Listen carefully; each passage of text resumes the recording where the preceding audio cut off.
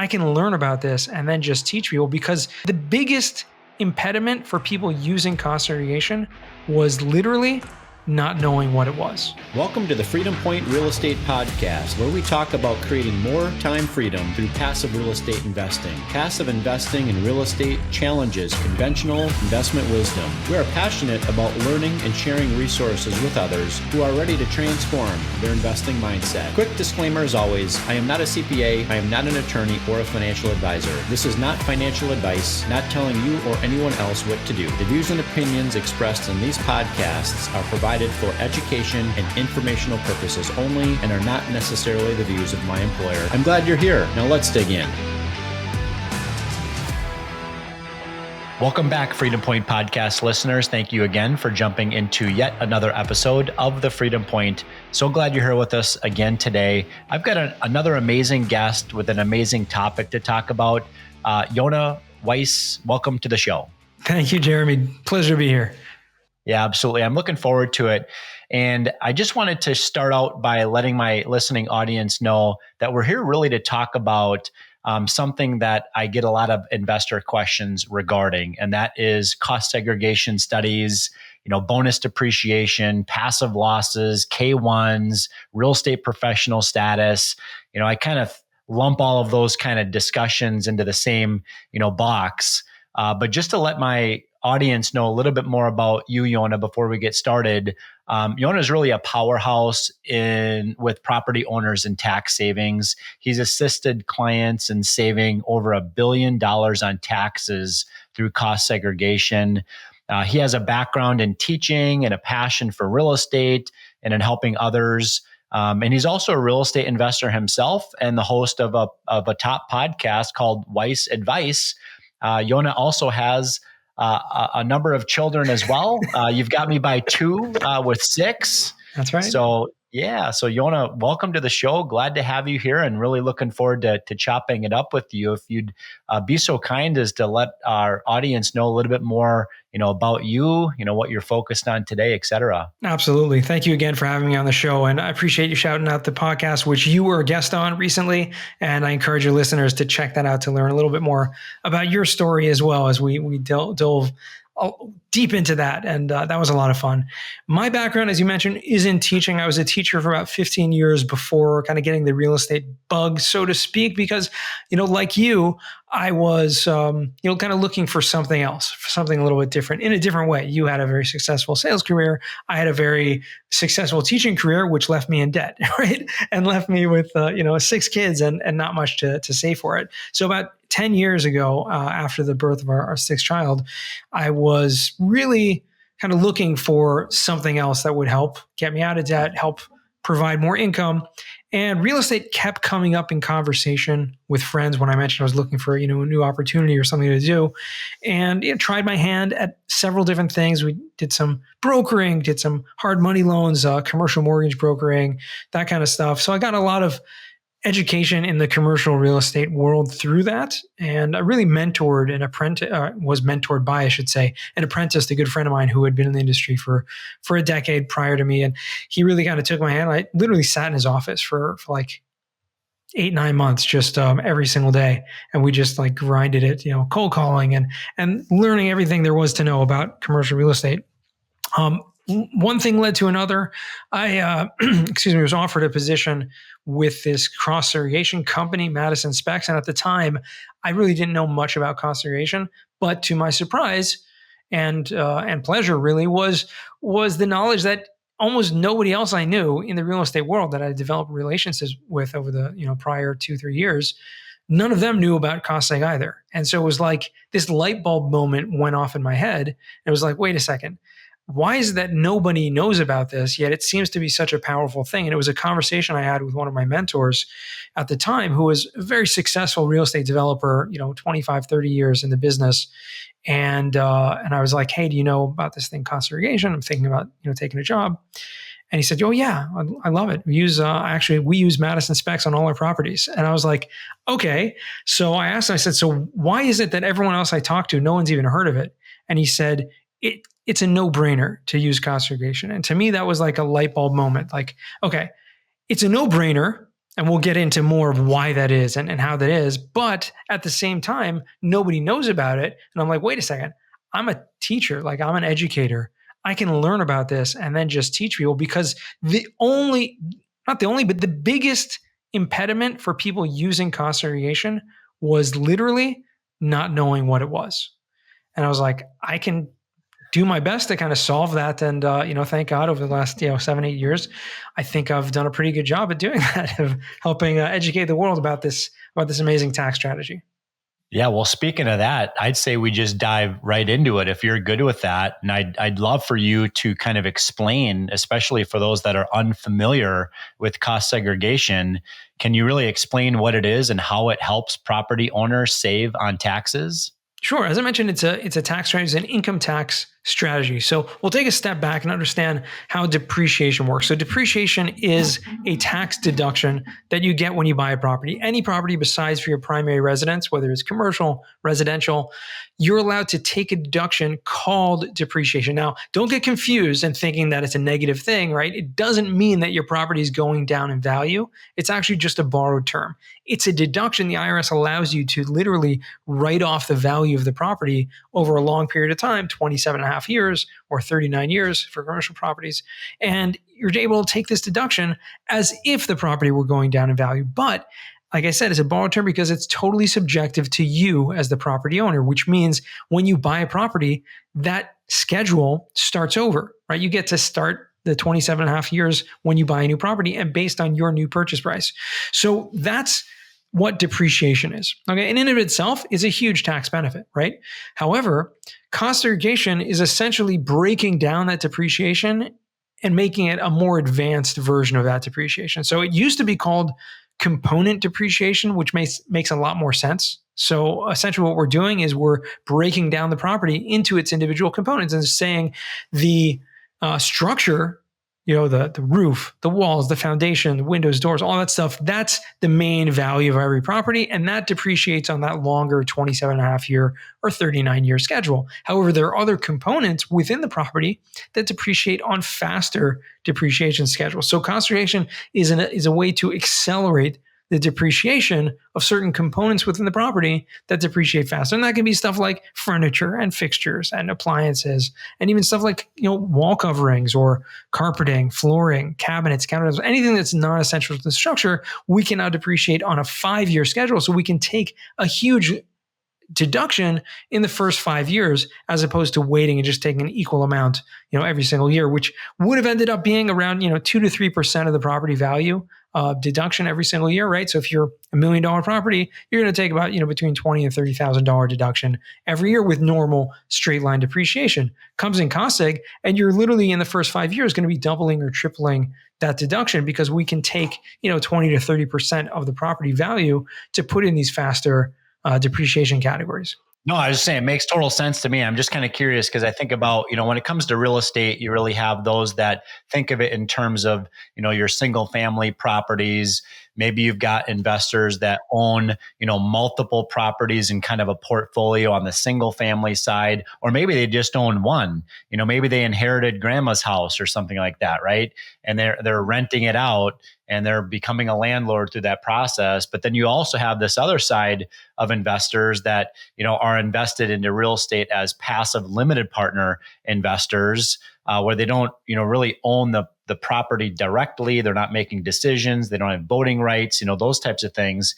Can you really talk maybe about the different ways that cost segregation can help both types of investors, whether you're an active owner, of a single family home or a small, multi, versus those, like myself that are busy professionals grinding out a paycheck, and we're just simply there to collect mailbox money, but the money is actually still invested in real estate. Absolutely. So as I mentioned, any type of property besides your primary residence, you can claim this depreciation. You can use the cost segregation strategy potentially. However, not all taxpayers are created equally, right? And as I like to kind of paraphrase the great book, Animal Farm by George Orwell, where it says like all animals are created equal, but some are more equal than others, right? And the point is that all taxpayers are created equal, but some are more equal than others in the fact that so there's a rule called real estate professional status. And if you are a real estate professional, you're able to use depreciation deductions to offset any source of income whatsoever. However, if you are not a real estate professional, you maybe own some rentals, you have a busy job, or you're invested in, as you mentioned, as a limited partner, passive investment, then you're what's called a passive real estate investor or a non-real estate professional, which means the depreciation deductions are only going to be limited to offset your passive or your rental income. So the way IRS defines passive income is not how we would define it. Everything is like with a caveat when it comes to, tax law. Passive income is on your Schedule E. It's treated different than your W-2, and it really includes only rental income. I mean, there's royalties are in there as well, but it doesn't include like stocks or bonds or anything like that, unfortunately. So passive income, rental income is great. If you are a passive investor, you will get that passive income on your Schedule E as well.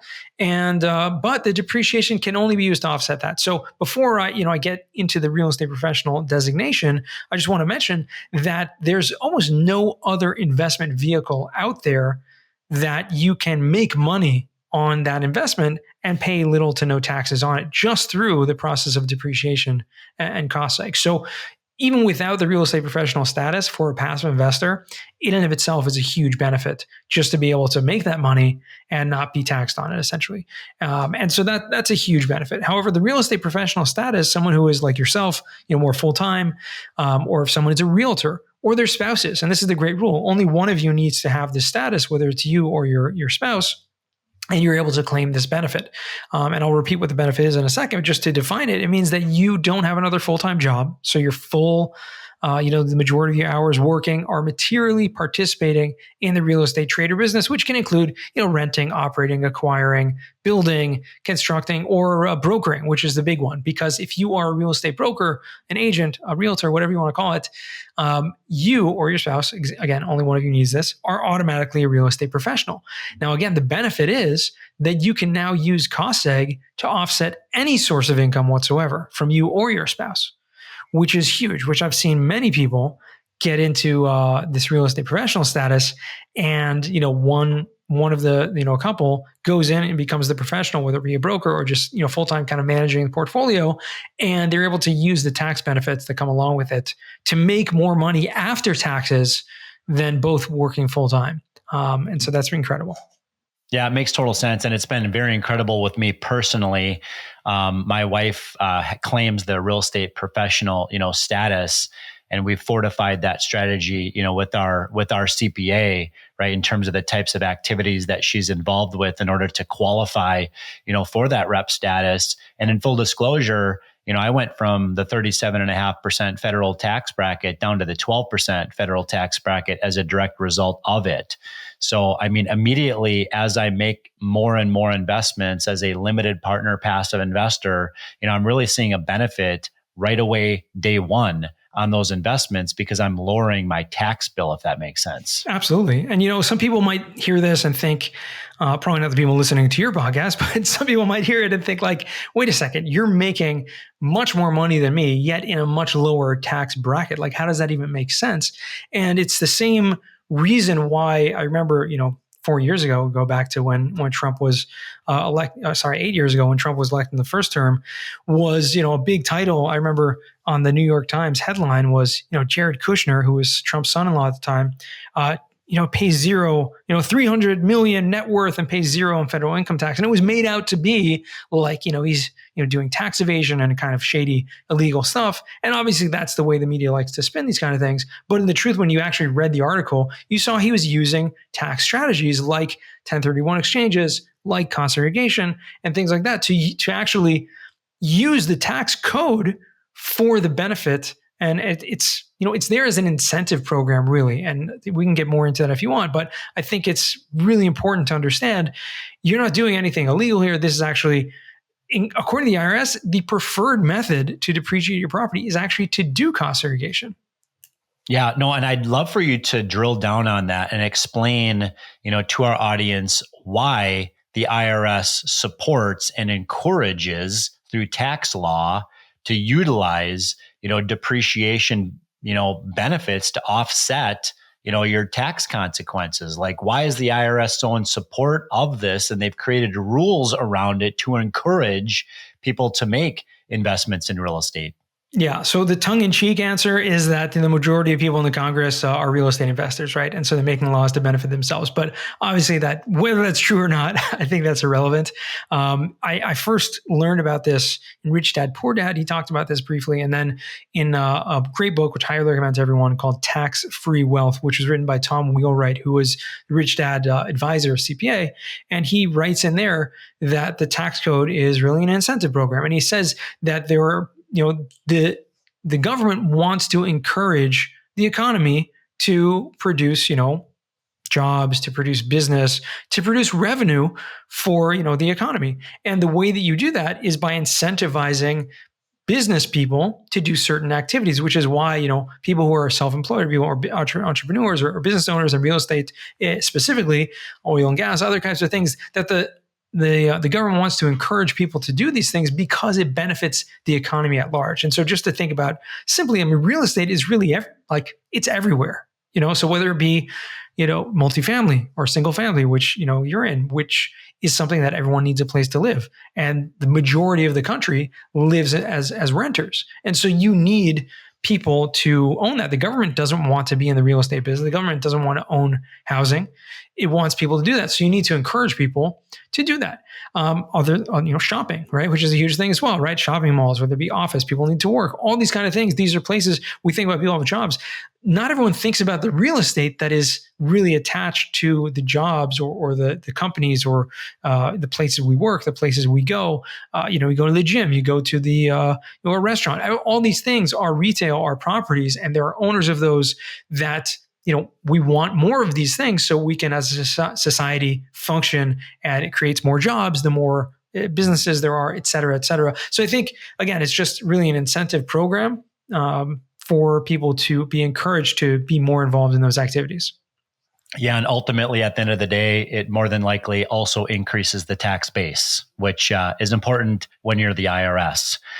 I'm Zach Captainstall, CEO and co-founder of Rise 48 Equity. Our goal is to help you protect and grow your wealth by investing in large multifamily apartment buildings. We do all the work as far as sourcing these large apartment buildings from the brokers, doing all of the on-site management with our vertically integrated property management company, doing all the renovations with our vertically integrated construction company. We completely rebrand the exteriors. We will renovate the interiors to our full platinum level scope, which increases the value of the asset to get that profit margin for the investor. If you'd like to learn about how you can partner with us on these exciting opportunities, and go to our website and set up a call with our team. My next kind of question, I'd love to talk a little bit more about this kind of topic of bonus depreciation, which really didn't hit our vernaculars, I don't think, until 2017. And since then, for many of our more savvy investors are aware, and kind of the scale down or the ramp down, of bonus depreciation, which I think, as of the time of this podcast is currently 40% bonus depreciation for 2025, set to scale down even further, in 26 and ultimately go away in 27, unless, of course, the new administration, steps in and passes a new law to bring it back again. So could you maybe explain what bonus depreciation is and how it works in concert or in conjunction with, cost segregation, and why it's such a powerful tool? Absolutely. So cost segregation has been around for about 40, 50 years or so in various forms. And bonus depreciation has also been around in various forms for quite a while. However, it was, as you mentioned, in the 2017, the Trump, what was called the Trump tax reform, the Tax Cuts and Jobs Act, which was the biggest tax reform that had been in about 30, 40 years, was included in it something called 100% bonus depreciation. And it essentially said, once you've done a cost segregation study, as we mentioned earlier, which breaks down the property into these different categories of 27.5 to the structural, the 5-year, the 15-year property, which is land improvements. Once you've done that cost seg, allocated the depreciation to faster categories, we now give you the option to take those accelerated deductions, 100% of those deductions in the first year. So that was what 100% bonus depreciation was. And just to illustrate that, your regular depreciation, had you not done cost seg, $1 million property, as I mentioned, about 2-3%. Let's just keep a round number. Let's say $30,000. Okay, buy $1 million property, subtract some for land, you're left with whatever, $30,000 is round number. Now comes along cost seg and says you can take 25-30% of that $1 million property and take that over a 5 and 15-year period of faster depreciation. So instead of that $30,000 deduction, you're going to get $60,000 or $70,000 each year for the first 5 years. So you're going to be doubling or more than doubling that. Comes in cost seg, bonus depreciation, said if you've allocated 25% of your property to faster depreciation, that's $1 million property, $250,000 goes into those categories, just to round numbers. You have the option to take 100% of those deductions in the first year. So you buy $1 million property, maybe you put 25% down, right? You now get to take a $250,000 deduction and essentially get back as a tax deduction the entire down payment you put in there. And so that was huge. That was, like you said, it really made cost segregation blow off the charts at that time. And it was actually, coincidentally, that was around the time just before that tax reform happened, I started working in the costing industry. So it was obviously serendipitous, and it was great to have that happen at the time. And it really made cost seg, like in bonus depreciation, off the charts. And when they made that tax law, it was made with a sunset, which means it was made with a phase out of that 100%. As you mentioned, this year, 2025, it's 40%. Last year was 60. The previous year, 2023, was 80% bonus, which means 80%, or this year, 40% of those accelerated deductions you can still take in the first year. The remaining 60% can still be on those faster 5 and 15-year schedules. So you're still going to get this huge benefit from doing it, however, less so. And you mentioned there may be some changes. We've heard a lot of talk about it in the past year or so about bonus depreciation 100% coming back. And Trump has actually made comments about it, about bringing back the things that had phased out from the Tax Cuts and Jobs Act. So we very likely will see 100% coming back this year. That's great. I appreciate your breakdown on that. I am kind of curious about the kind of the pro rata allocation of depreciation. I know a lot of times, we talk to investors that want to get into one more deal before the end of the year so that they can lock in, depreciation. And one of the benefits to them is they're able to utilize a full year's worth of depreciation so long as, the main sponsor, the syndication team, closes on that asset before the end of the year. Obviously, that's remarkable, but could you speak maybe to, why it is that depreciation really doesn't operate on a pro rata, schedule, but rather you receive the entire year's worth of depreciation, irregardless of the time that you invested capital into the deal?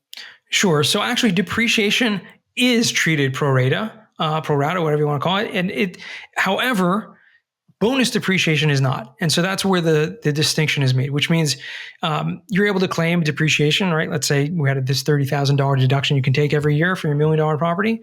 You divide that by 365. You're basically, for every day that you own the property during that 365 days of the year, you're able to take a little more depreciation. So a full year, right, you're able to take the full amount of depreciation. If you buy a property in December or the end of December, you're only able to take 1/12 of that $30,000. And so depreciation of itself is pro rata. However, once you claim the bonus depreciation, since bonus depreciation allows you to take that lump sum in the first year, it basically wipes away the pro rata aspect of depreciation and allows you to claim the bonus, which gives you that big lump sum in the first year. Yeah, thank you for clarifying that. And speaking of common misconceptions, what are some common misconceptions or mistakes that you see investors make when it comes to cost segregation? I think the biggest misconception, and there are several, I'm glad you bring this up because as part of my job is clarifying what cost segregation is, how it works, et cetera. And we get all kinds of questions all the time, which are great. So I encourage the questions. Please reach out to me if we don't cover anything in this episode and you want to learn more. But the biggest misconception, I think, is that people think you need to do cost seg in the first year of ownership. And that's simply not true. You can do cost seg anytime, really. There's no limitation. As long as you still own the property, you can go back. Even without amending previous year's taxes, you can basically catch up whatever depreciation you missed. And I think, as I mentioned, cost seg being a tax strategy, it's not even always beneficial to do it in the first year, right? If you don't have income, right, or the property's not making money, then it may not make sense to do the cost seg in the first year, because just creating passive losses that you can't actually use are not going to necessarily benefit you. So yeah, maybe wait to do it next year. I think another huge misconception, also 2 big misconceptions, have to do with the value of the property, where it becomes appropriate, and the cost of getting cost seg done. So the value of the property, people think, oh, this is only for commercial properties or big properties and things like that. My rule of thumb is really any property purchased for over $200,000. So that's a pretty low scale. Over that, it really makes sense to look into cost seg. And we always run a free estimate up front, so you can see ahead of time. And you're like, okay, is it going to make sense or not? You can know ahead of time if it's going to make sense just by getting that free estimate. The second thing is, and obviously, before I get to the second thing, being that the purchase price, contingent on that, the higher you go, the more benefit you are, because it's proportionate. Again, we're talking about like a percentage of the property value, or the purchase price is going to determine what your tax benefit is. So the higher the purchase price, the greater the tax benefit. And that really leads to the next question or misconception, which is, well, how much does it cost? And it's never going to be contingent on your tax savings, which means that if you buy a property for, $1 million or $10 million, the cost of getting this study done is pretty much going to be the same, which means your benefits are going to be that much greater if you have a higher purchase price, obviously.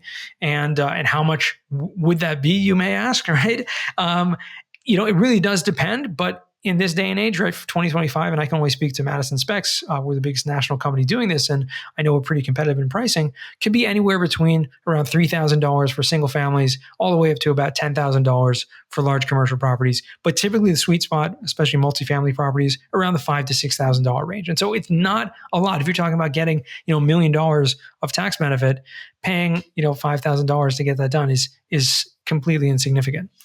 Yeah, honestly, it's a small price to pay. And I even know investors that own, a small number of single family homes, that they landlord, and, that the collective, cost on those 2 or 3 homes, might be around that 7-figure mark. And it's worth it for those owners of those properties to have a cost seg study, to pay a few $1,000s, per year to have one done.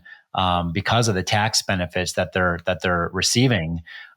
This next question I have for you, Yonah, is one that you are more than welcome to deflect. Okay.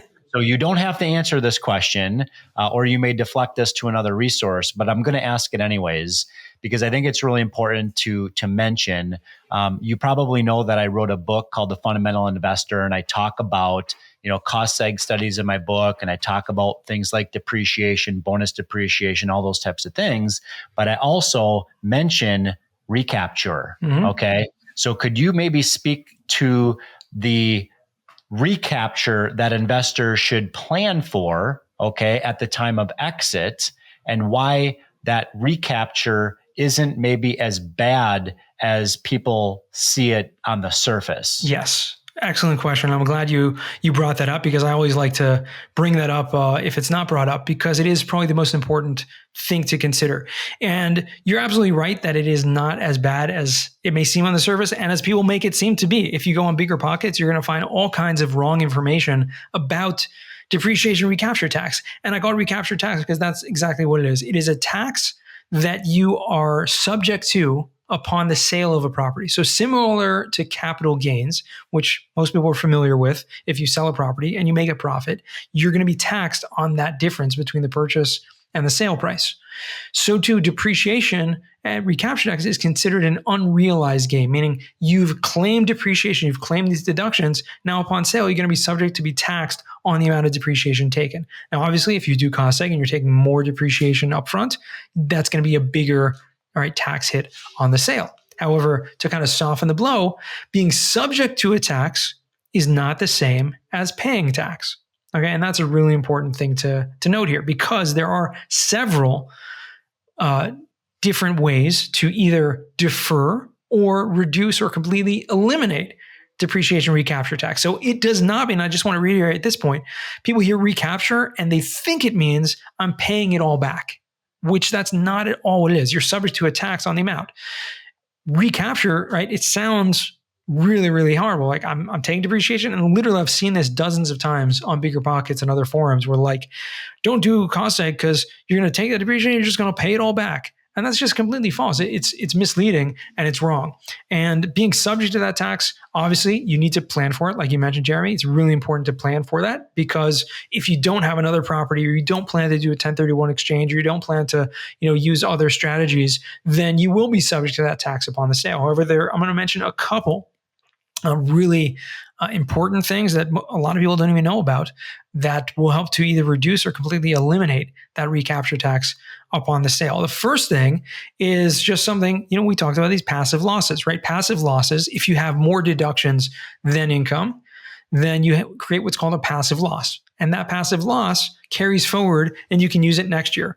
And if you have, if you are not a real estate professional and you're getting this big, huge, K1 with a huge amount of bonus depreciation, you can't use it in the current year, all of it, but you still get this big lump sum. Well, guess what? When you sell that property, those passive losses get released and help to offset and reduce that recapture tax amount. So you're not penalized by that whatsoever. The second thing I'll mention is, I mentioned, you're taxed upon the sale. That tax rate is always going to be lower than your ordinary income tax rate, which means there's an arbitrage that you're always going to be doing better off taking those deductions up front as opposed to not taking them, right?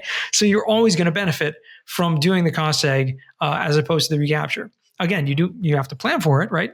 Paying taxes, right, in a year or 5 years from now is, definitely better than paying taxes this year. And that's really, the time value of money. The third thing I want to mention is something called partial asset disposition. And this is a little bit confusing. A lot of people don't talk about this, and it's not automatic. However, it is extremely critical if you want to maximize the benefit of cost seg and minimize depreciation recapture. And what partial asset disposition says and allows you to do is, once you've done a cost seg and you've shown how certain components of the property depreciate over a 5-year schedule, right? Your carpet, your furniture, your cabinets, your counter, all that stuff is on a 5-year. Well, if you've held the property for 5 years, or even less, truthfully, you can basically show these items have no tax value left whatsoever, which means you will not have recapture tax on those items that have been depreciated. And again, it's not automatic, so you need to fill a special form in order to show that. But you were talking about, if you do cost seg, you're going to have bigger recapture. Well, the truth is, if you do cost seg, you actually have less recapture if you do this partial asset disposition. Because if you take 30% of the property and it's going to 5 and 15-year schedules, and now you held the property for 5 years. And again, it happened. You can do this even if it's held for less than 5 years as well. You're showing that 30% is gone, and I'm going to only have the recapture on the structure, right? Which is 70% of the value, which you would have anyways. And you would actually have more of that had you not done the cost seg, because the whole property would be included in that recapture. Yeah, no, I appreciate that. I'd like for you, Yonah, if you don't mind, to pull the crystal ball out of your pocket. I'd like to get your perspective or maybe prediction on whether or not you believe that bonus depreciation is coming back with respect to the 2025, tax year and beyond. I know that there was a fumbled attempt to bring it back earlier in Q1 of 2024 to have been passed by the Senate, but not by members of Congress in the House. So would love to maybe kind of hear your perspective on whether or not you think it's going to be coming back again for 2025 and beyond. Yeah, absolutely. So you're absolutely right. There have actually been several attempts to bring back 100% bonus over the past few years.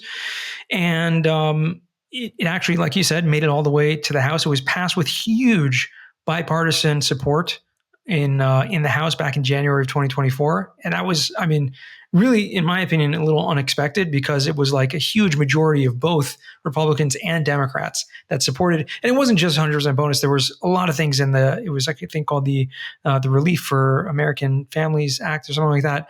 And it passed a lot of different things in there besides for bringing back 100% bonus. And then it made it to the Senate vote, I think in July or August. And failed because not one single GOP member voted to pass it, which was clear as a political move more than, you don't, a couple months before an election, you don't want to give your opponents any reason to claim victory, right? By passing a huge, and that may seem like counterintuitive, right? To support the American people. And to be honest, it probably is. But the fact of the matter is, the fact that it was brought up had such huge bipartisan support, and it wasn't the first time it had been brought up. I see it very likely. And the fact that Trump actually mentioned explicitly that he wants to reintroduce the things that were phased out from the Tax Cuts and Jobs Act, I see it very, very likely to be passed in 2025, even something like that. So yeah, I think there's a lot of, again, you asked me to pull out my crystal ball. I'm not a psychic, but I do think that's my opinion, and I support it. Yeah, well, I appreciate your perspective there. I know that a lot of folks are kind of holding their breath, waiting to hear what's going to happen in that regard. And certainly the impact for those that are invested in real estate is going to be felt in a fairly significant way. If in fact bonus depreciation does come back at that 100% level, going forward here. Yonah, this has been an amazing discussion. You brought tremendous value to us. What maybe would be one or two different ways that our listening audience can connect with you further and learn more about what you're up to? Sure. Thank you so much again, Jeremy. I always say, check me out on pretty much active on all the socials, but with one condition. Don't just hit that follow button, hit the connect or send a little note. It takes about 10 seconds and makes a huge difference. I want to know that you heard me on this podcast, and I want to know, just don't want to have followers. I want to have discussions. I want to create relationships. And I highly encourage you to do that whenever you connect with someone. Not everyone is going to respond, but I try to make it a purpose to respond to everyone who reaches out with any form of message whatsoever. So yeah, check me out on all those socials. I'm most active on LinkedIn, I believe, or X, Instagram, Facebook as well.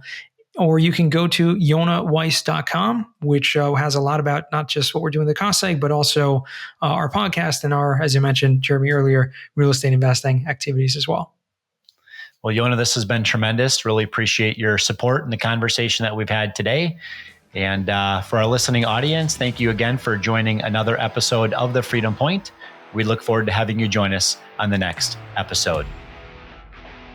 Thank you for hanging out with us today and for listening to the Freedom Point podcast, powered by Starting Point Capital. This show is for entertainment purposes only. Nothing said on this show should be considered financial advice. Before making any financial decision, please consult with a professional. This show is copyrighted by the Freedom Point podcast. Written permissions must be granted before syndication or rebroadcasting. If you're interested in connecting, you can find contact information at startingpointcapital.com.